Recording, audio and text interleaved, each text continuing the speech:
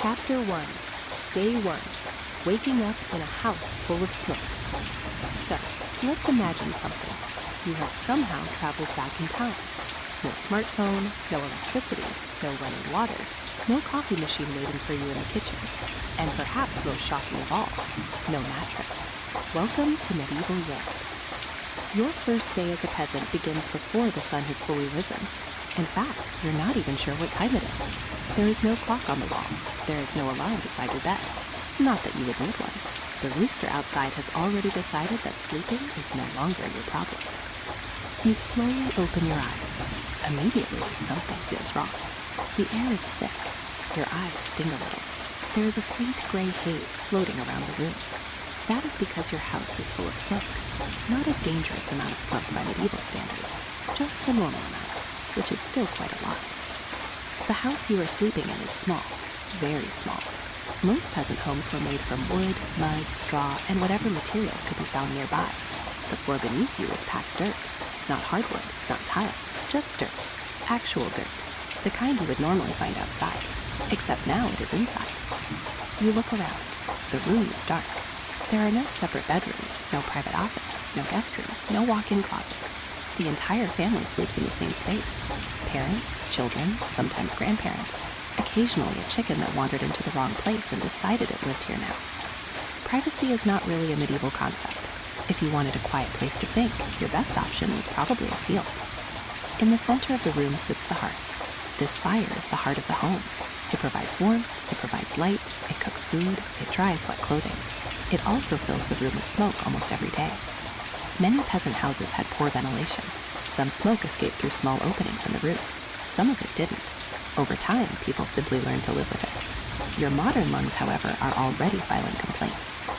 As your eyes adjust, you begin noticing other details. The smell is difficult to ignore. There is smoke, there is damp straw, there is yesterday's meal lingering in the air. There are animals nearby. And there is a general smell that can best be described as life before plumbing. Not exactly the scent candle experience most people are looking for.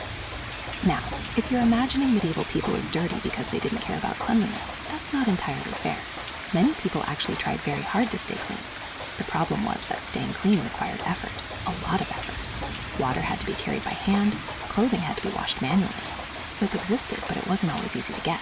And after spending 12 hours working in fields, scrubbing yourself from head to toe wasn't always the top priority, especially when tomorrow looked exactly the same.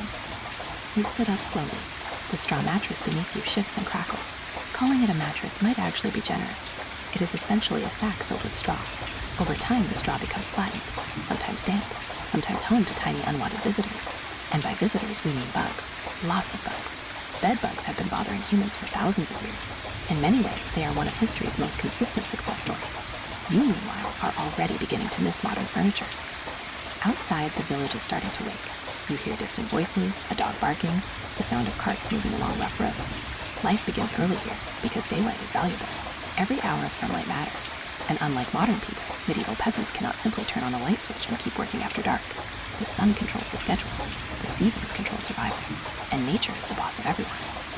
As the morning continues, family members begin moving around the house. There is no leisurely morning routine. Nobody is spending 30 minutes scrolling through social media. Nobody is debating whether to hit the snooze button. The day has already started. Work is waiting, always waiting. For a medieval peasant, life is built around labor. There are crops to tend, animals to care for, repairs to make, firewood to gather, food to prepare. Tasks never really end, they simply change. This constant workload is one reason many modern people would struggle. Here, most of us are used to machines doing a large portion of daily work. Washing machines, dishwashers, vacuum cleaners, cars. In medieval Europe, your machine is mostly you. And unlike your smartphone, you cannot recharge in 30 minutes. As you stand up, stretching muscles that somehow already feel tired, you begin realizing something important. The biggest challenge isn't one dramatic disaster. It's the accumulation of small hardships. The smoke, the cold, the lack of privacy, the physical work, the constant discomfort. None of them seem unbearable on their own. Together, they create a life that demands resilience every single day. And yet, millions of people lived this way. They raised families, built communities, survived harsh winters, endured famine, disease, and uncertainty. Not because they were superhuman, because they had no alternative. This was normal. This was life. For them, waking up in a smoky room with a dirt floor was not a shocking historical experience. It was just Tuesday. And your first day as a medieval peasant is only beginning, because next comes breakfast. And if you're hoping for pancakes, bacon, and fresh orange juice, you may want to lower your expectations considerably. Chapter 2. Breakfast that barely counts as food. Your first medieval morning is now fully underway. You've survived the smoke-filled house, you've survived the straw mattress, you've survived discovering that dirt floors are not nearly as charming as historical paintings make them look. Now comes breakfast, and this is usually the moment when modern visitors begin negotiating with time travel, because medieval breakfast is not exactly what most people imagine. There are no stacks of pancakes, no scrambled eggs with toast, no cereal, no coffee, especially no coffee. In fact, if you walked into a medieval peasant cottage asking for a caramel latte with oat milk, people would probably assume you were speaking a foreign language, or possessed, possibly both. Instead, breakfast is simple, very simple. The most important food in your life is bread. Everything revolves around bread. If medieval peasants had a food pyramid, it would mostly be a bread pyramid, and then maybe a smaller bread pyramid sitting on top of it. The loaf sitting in front of you this morning is nothing like the soft bread found in modern supermarkets. It is dark, dense, heavy, sometimes slightly sour, and occasionally hard enough to make you question whether it was originally intended for human consumption. This bread is made from whatever grain was available: rye, barley, oats, sometimes wheat if conditions were good. The quality depended heavily on the harvest. Good harvest, better bread. Bad harvest, much worse bread. Simple as that. You tear off a piece. It takes more effort than expected. Modern bread practically falls apart when touched. This bread fights back. Your jaw immediately discovers muscles it forgot existed. As you chew, you begin realizing something important. This meal is not designed to be enjoyable. It is designed to keep you alive. Those are two very different goals. For medieval peasants, food was fuel. Pleasure was a bonus, a rare bonus. Now, you may notice something unusual sitting beside your bread, a cup of ale. And yes, it is morning. No, this is not a celebration. Many peasants drank weak ale throughout the day. This wasn't because everyone was trying to start a party before sunrise. The alcohol content was often very low, sometimes only a few percent. More importantly, brewing helped make liquids safer to consume. Clean drinking water could be difficult to guarantee. Streams became contaminated, wells could become polluted. Animals wandered wherever they pleased, and unfortunately, animals are not known for respecting sanitation laws. As a result, weak ale became a common part of daily life. You take a sip. It tastes strange. Not terrible, not wonderful, just different. Your modern taste buds are already writing strongly worded reviews. Still, the calories matter. Every calorie matters, because the amount of work waiting for you today would shock many modern people. The average peasant burns enormous amounts of energy simply staying alive. There are no tractors, no power tools, no delivery trucks, no grocery stores. Everything requires labor, which means breakfast needs to provide enough energy to keep your body moving. Unfortunately, that's not always possible. One of the biggest misconceptions about medieval life is that people constantly enjoyed huge feasts. Most people didn't. Most people worried about food, a lot. The wealthy could afford variety. The poor could not. For peasants, diet often depended on the season. Spring could be especially difficult. Food stores for winter might be running low. New crops were not yet ready. This period became known in some places as the Hungry Gap, and it was exactly what it sounded like. A stretch of time when food became scarce and anxiety became common. Imagine opening your kitchen cabinets and seeing fewer supplies every day. Now imagine there is no supermarket to visit, no online delivery, no emergency trip to a convenience store. Whatever you have is what you have. Suddenly, breakfast feels much more serious. Nutrition is another problem. Modern people talk about protein, vitamins, minerals, balanced diets. Medieval peasants didn't have nutrition labels. They had survival. Many people lacked important nutrients without even realizing it. Fresh fruits were seasonal. Meat was often limited. Fish depended on location and availability. Vegetables helped, but supplies changed throughout the year. As a result, deficiencies were common. Bodies adapted as best they could, sometimes successfully, sometimes not. The strange thing is that you probably wouldn't notice these problems immediately. One breakfast doesn't seem terrible. One simple meal is manageable. The challenge comes from repetition. The same foods, day after day. Week after week, year after year. Modern life offers endless variety. Medieval life offers consistency, relentless consistency. Today it's bread, tomorrow it's bread. Next week, there's a very good chance the answer is still bread. At this point, you might start fantasizing about modern food. A cheeseburger, a pizza, a bag of potato chips, maybe even one of those overpriced airport sandwiches people complain about. Funny how quickly standards change. Around you, the family finishes eating. Nobody lingers. Nobody spends an hour discussing weekend plans. Nobody scrolls through photos of breakfast before eating breakfast. The meal has a purpose. The purpose has been fulfilled. Now it's time to work. Outside, the village is fully awake. The sounds are growing louder. Animals, voices, tools, carts. The rhythm of daily life is building. You can feel it. Everyone is moving towards the same destination, work. Because unlike modern society, where work often happens inside offices, medieval survival happens directly against nature itself. The fields are waiting, the crops are waiting, the land is waiting, and the land is never patient. You finish the last piece of bread. It's not satisfying, not really, but it is enough, at least for now. You stand up. Your stomach isn't exactly full. Your body isn't exactly rested, and your day is only beginning. Because breakfast was never the hard part. The hard part is what comes next. The endless labor. The kind of labor that shaped every hour of a peasant's life. And as you step outside into the cool morning air, you're about to learn something very quickly. In medieval Europe, survival wasn't a job. It was a full-time condition. And day one is about to get much harder. Chapter 3. Walking into a lifetime of labor. Your breakfast is over. The bread is gone. The weak ale is gone. And any hope of spending the morning relaxing has disappeared right along with them. The sun is now climbing higher into the sky. For a modern person, this might feel like the beginning of the day. For a medieval peasant, the day is already well underway. You step outside the cottage. The air is cool, the ground is damp. A thin layer of mist hangs over the nearby fields. For a brief moment, everything looks peaceful, almost beautiful. Birds sing in the distance. The village slowly comes alive. Smoke rises from cottage roofs. The scene feels like something from a painting. And that is exactly the problem. Paintings tend to leave out the hard parts. They rarely show what happens next. What happens next is work. Lots of work. The kind of work that modern gym memberships try to imitate.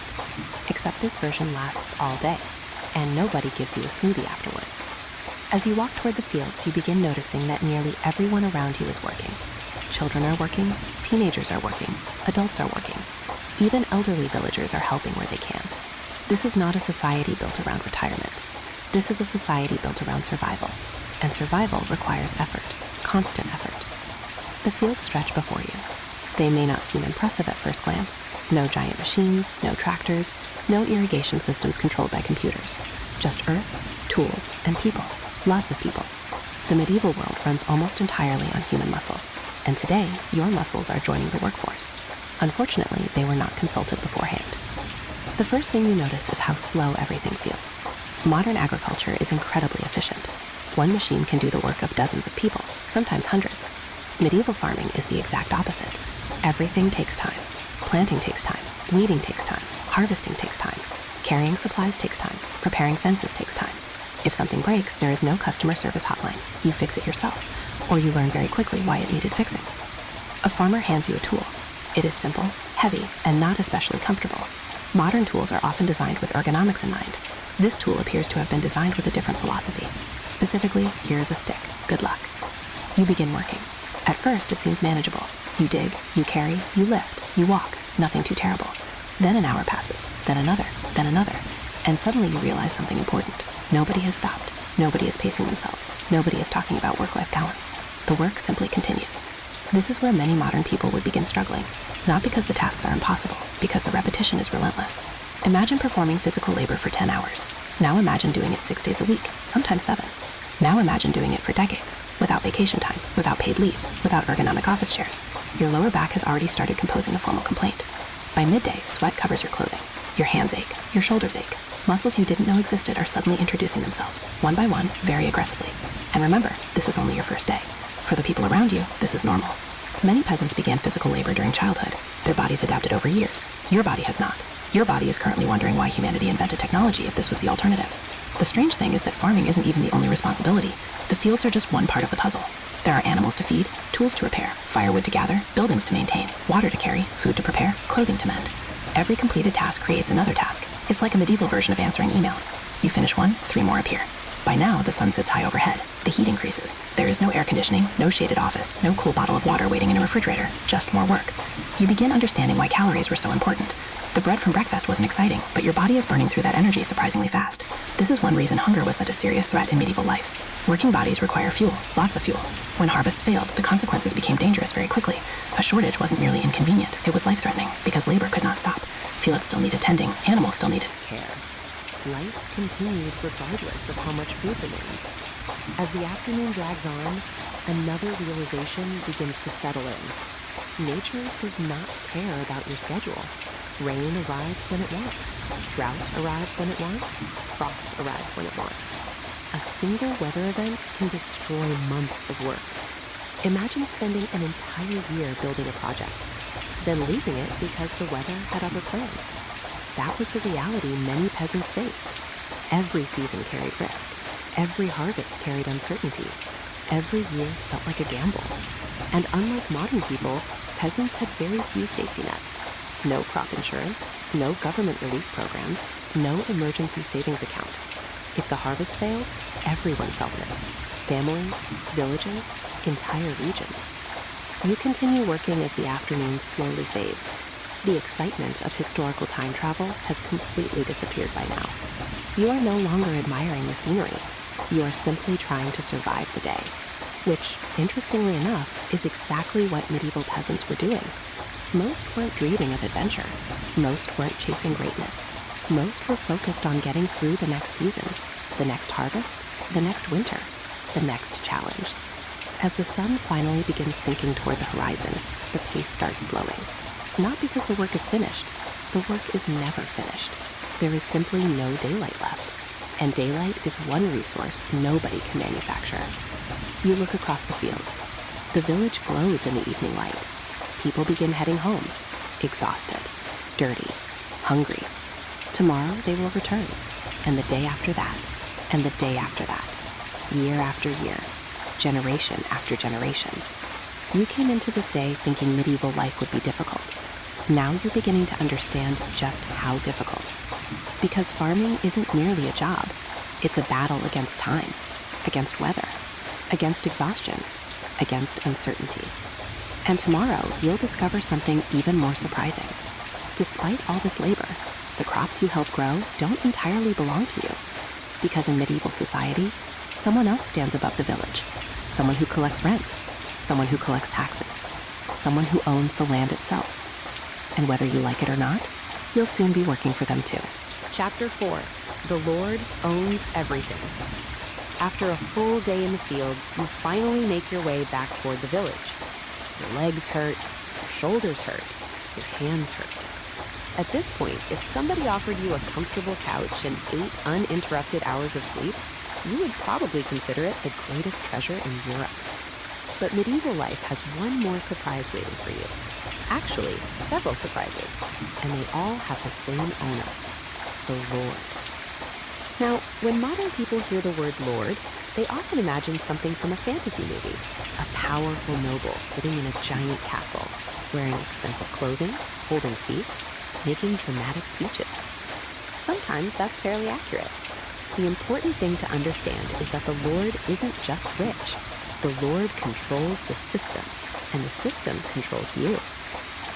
Welcome to feudalism, one of history's most famous arrangements, and one of history's least appealing subscription plans. The basic idea is simple. The king grants land to powerful nobles. Those nobles manage the land. The peasants work the land.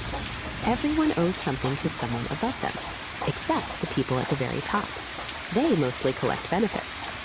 You, unfortunately, are not at the top, not even close. In fact, you're standing near the bottom. Think of medieval society as a giant ladder. The king stands near the top. Below him are powerful nobles. Below them are knights. Below them are local officials. And near the bottom are peasants. which means that every time crops grow, somebody higher up expects a share, and often a very generous share. The next morning, you're reminded of this reality. The fields you worked yesterday look familiar. That's because you worked them. The problem is that they don't belong to you. The land belongs to the Lord. The crops belong partly to the Lord. Even some of your labor belongs to the Lord. In many areas, peasants were required to spend part of their week working directly on the Lord's land. This labor was not optional, and it certainly wasn't paid the way modern jobs are paid. Imagine your employer telling you, "Thank you for working all week.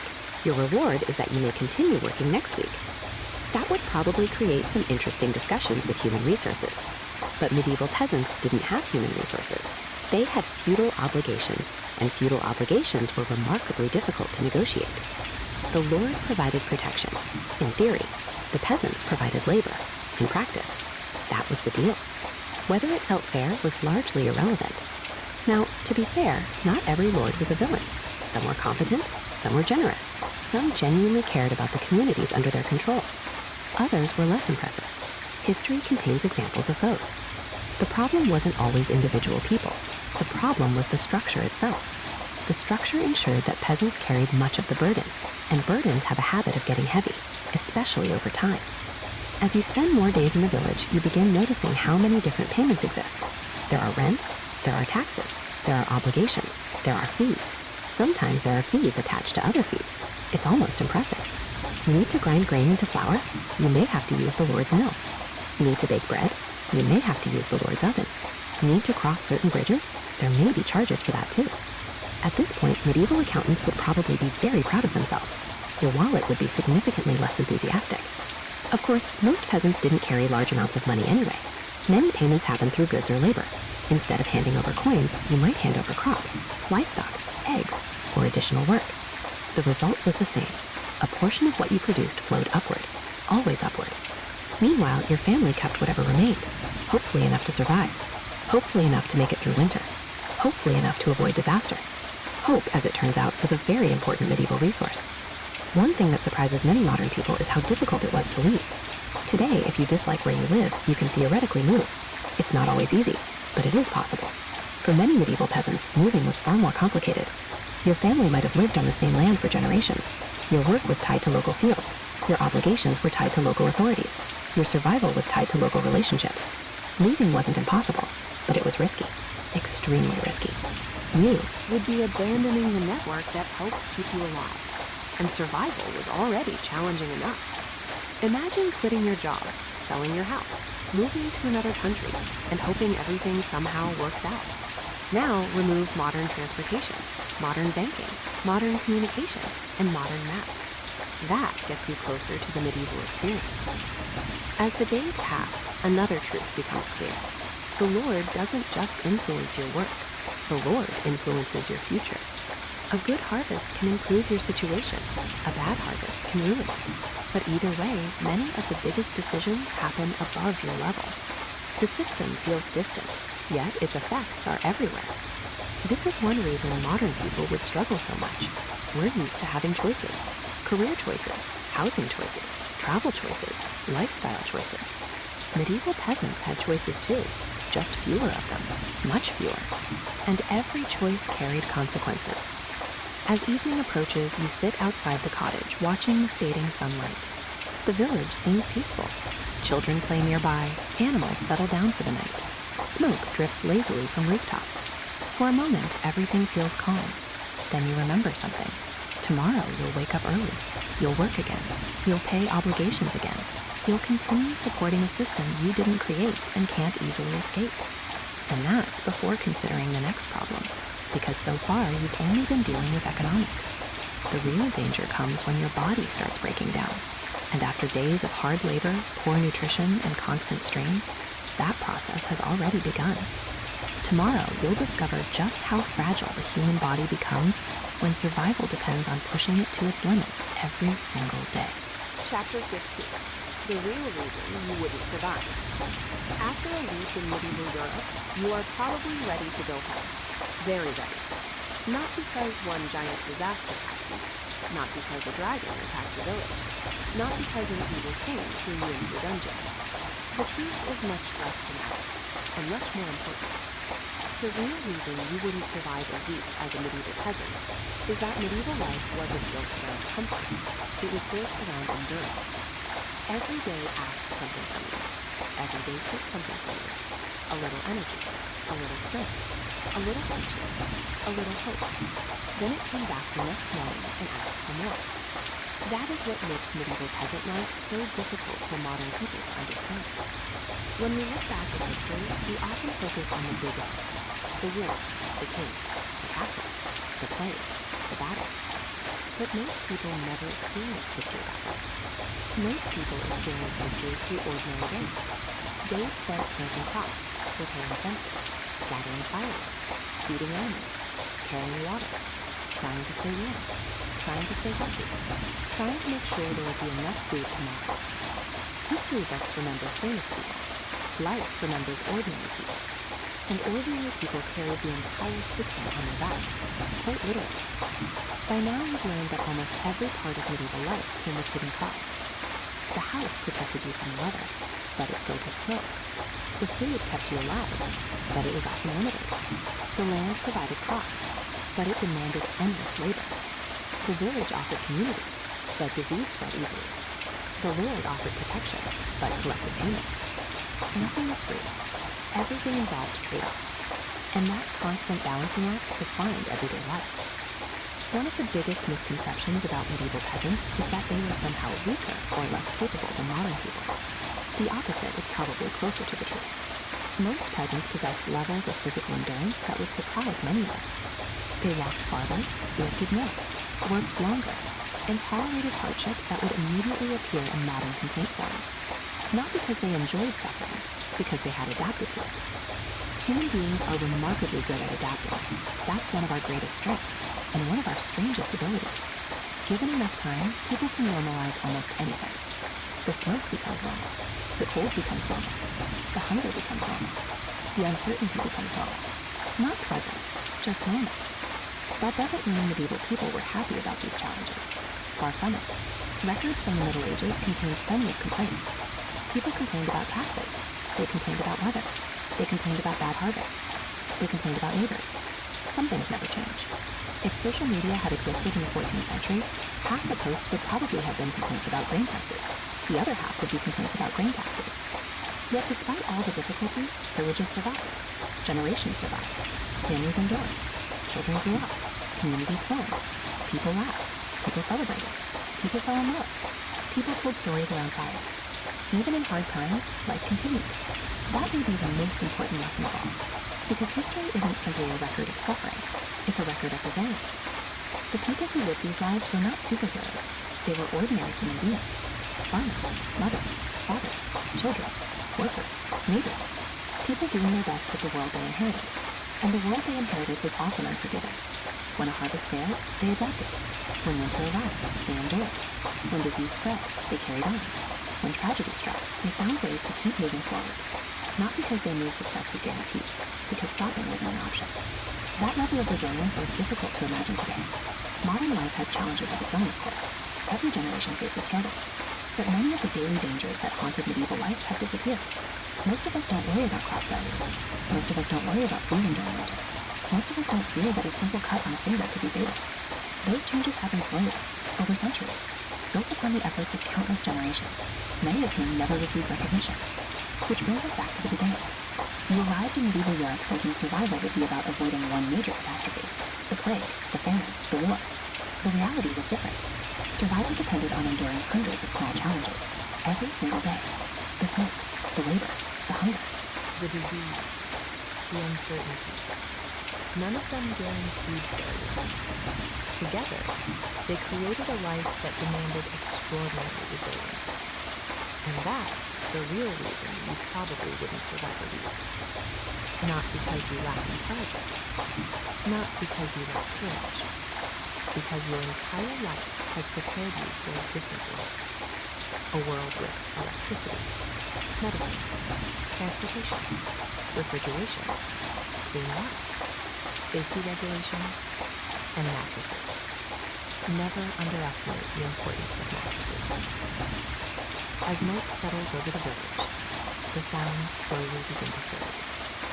The animals grow quiet. The fields disappear into darkness. The last lights from the cottages flicker gently in the distance. Tomorrow morning, another peasant will wake before sunrise. Another family will begin another day. The work will continue. The seasons will continue. Life will continue. Exactly as it has for generations. And somewhere, in a small cottage filled with smoke and straw, someone will climb out of bed and begin the same struggle once again. Not because they chose that life, because it was the only life they knew. And somehow, against all odds, they survived. Good night. If you enjoyed this journey into medieval life, let me know in the comments. What do you think would be the hardest part of surviving as a medieval peasant for just 1 week? And if you'd like to fall asleep to more forgotten stories from history, consider subscribing for the next chapter of our journey through the past. Until next time, sleep well.